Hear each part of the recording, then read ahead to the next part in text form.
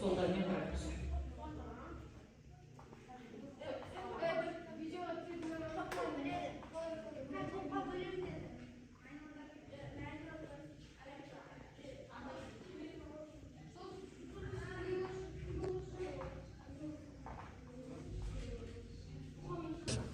Саламатсыздар ма балалар? Отыра қойыңдар.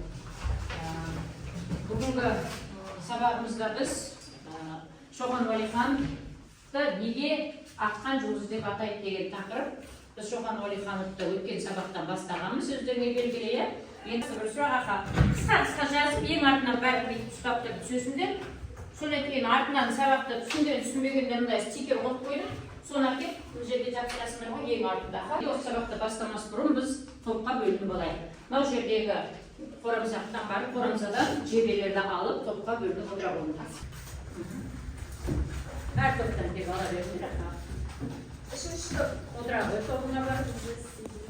Бүгінгі сабақтың тақырыбы Шоқан Уәлиханов, алғашқы қазақ ақын. Зерттеу сұрағы: неге Сәбит Мұқанов Шоқан Уәлихановқа арналған шығармасын аққан жұлдыз деп атады?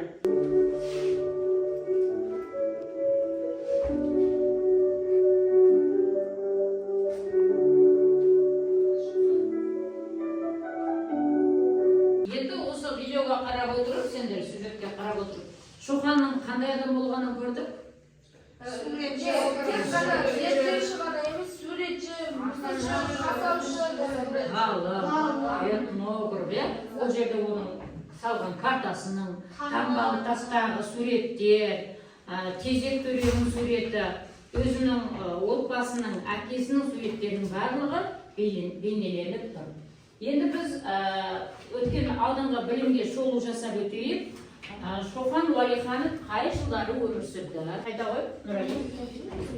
1835 жылы туылып, 1865 жылы дүниеден өтті. Шоқан Уәлихановтың шын аты кім?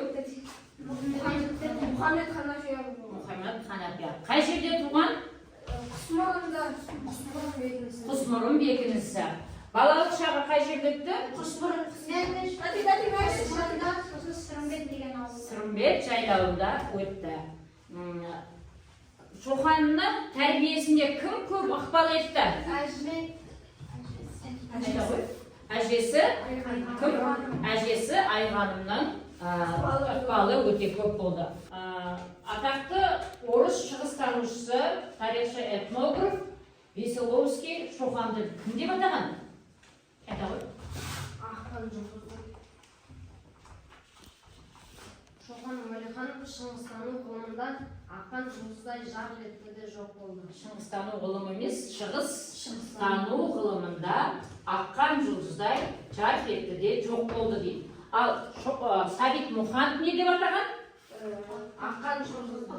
Өзінің Шоқан Уәлихановқа арнаған шығармасын аққан жұлдыз деп атады. Енді осы екі пікірдің арасында қандай байланыс бар? Неге олай айтты? Екі ғалымда лезде ақында Шоқан Уәлихановты айтып тұр, және Шоқан Уәлихановты өте білімді адам екенін айтып тұр. Ол бірле өте ғалым, ақылды және ойы ұшқыр адам болғандықтан оны барлық адамдар білді. Бірақ аз жыл өмір сүріп, небәрі 30 жасында өмірден өткен соң, оны аққан жұлдыздай жарқ етіп жоқ болып кетті. Орыс ғалымдарын мойындата білді, өз білімімен орыс ғалымдарын да мойындата білді. Жақсы, отыра ғой. Бізде қазір сыныпта балалар 3 топ жұмыс істеп отырмыз. Бірінші топ Шоқан ауылы, екінші топ Сырымбет жайлауы, үшінші топ Құсмұрын бекінісі.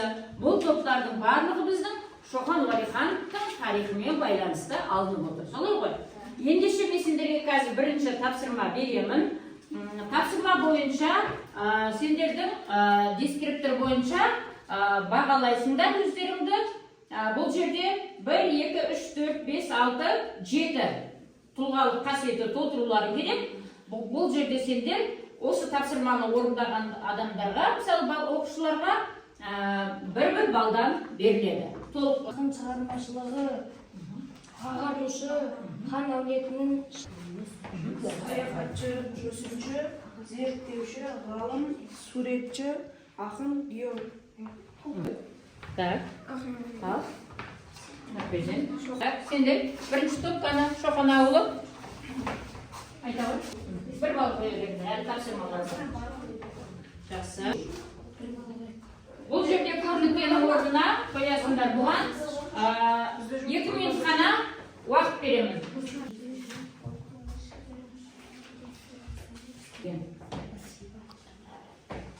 Шоқанмен бірге оқыған. Шоқан көрікті, аса сымбатты болды. Осы Шоқанның сымбатына осылай сипаттама берген екен. Жарайды, отыра ғой. Халықтың болашағы болуы. Ең басты құндылық адамның ой еркіндігімен білімге ұмтылысы. Егер ел біліміне санасын дамыса,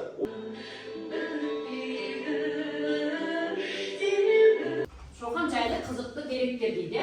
Мына жерде тұрған Шоқанның жазған шығармалары, оның салған суреттері, мына жерде тұрған барлығы осылай жеріліп тұр. Ал енді Шоқан қанша жасында қайтыс болып еді? 30 жасында. Неге? Шоқан Уәлихан Қашқарияға зерттеумен барған кезде сол жерден өкпе ауруын жұқтырып келуі мүмкін болды да, ол өз еліне қайтып, Бірінші топ Шоқан ауылы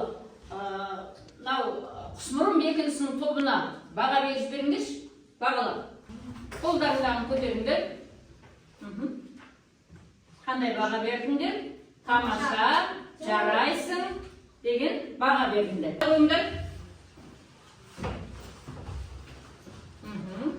Жарайсың, бәрекелді, тамаша.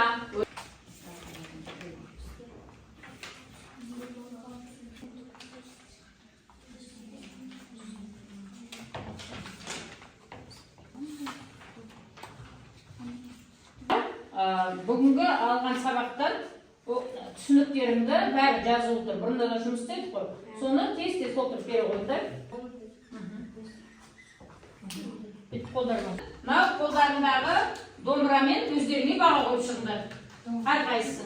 Бүгінгі сабағымызды қорытындылап жіберейік. Бірінші, Шоқан Уәлихановты кейбір ғалымдар аз ғұмыр кешкендіктен аққан жұлдызға теңесе, кейбірі Шоқан Уәлихан қазақ халқының шоқ жұлдызы деп санайды. Сен осы пікірдің қайсысы дұрыс деп ойлайсың? екеуі де дұрыс. Аққан жұлдыз.